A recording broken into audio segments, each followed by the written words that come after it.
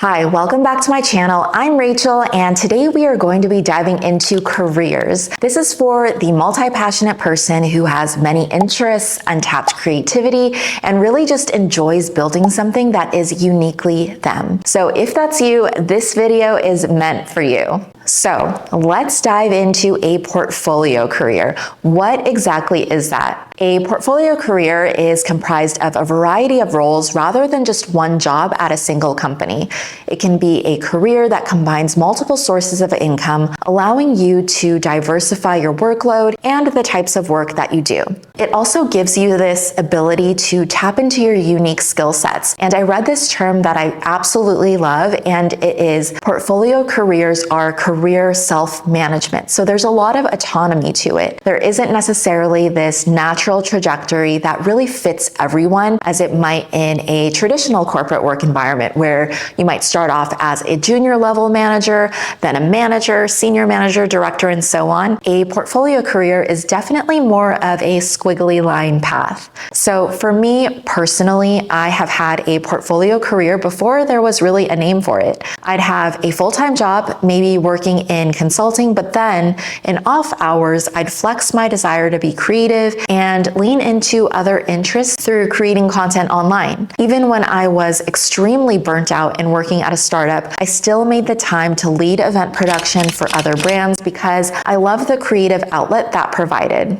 Or even now, just creating content online, but also doing social media marketing, integrated marketing, and coaching for other brands, businesses, and individuals. I just love the ability to be flexible and autonomous with how I live life and how I create my life. Of course, there are also these financial benefits to creating a career in this way because your income sources are more diversified. But what this is truly about is enjoyment and alignment. Okay, so how do you actually go about starting to create one? So let's start by tuning into the things that really light you up. Oftentimes, your next step is already waiting. It just needs you to connect your energy to it. So I have an exercise for you, but first, let's take a deep breath.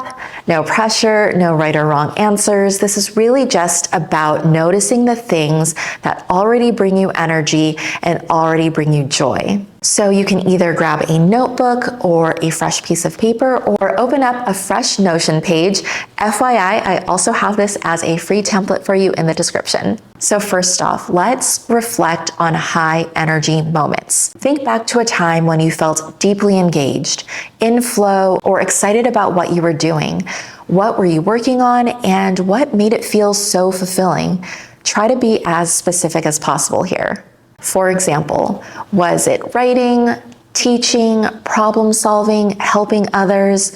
What activities really make you lose track of time? If I think about it for me, I really love designing and creating things online. So that could be in the form of social media posts. It could be in the form of templates or workbooks. I enjoy creating tools that help people create lives that are more aligned. I also really love meaningful conversations. So it's no wonder I started a podcast so that I could do just that. So think about for yourself how you get lost in time and what really gets you in flow. The next step is the inner glow test. You know, when you are daydreaming or when you're working on something you're excited about, you kind of just feel this really positive energy inside. That's what I mean about the inner glow. You glow from the inside because of being just really aligned to what you're doing. So, if I gave you a free day tomorrow to work on anything with no rules or expectations, what would you want to do? For example, would you spend it creating, organizing, brainstorming ideas, coaching, or something else? For me, I think if I had a free day tomorrow, I would write, I would design something really beautiful, I would have an open conversation with people about life, mindset, growth. I would also try to incorporate some coaching, but in a way that feels light and inspiring and really help people move closer to their goals. Now, notice the patterns. Look at your answers. Are there any themes that emerge?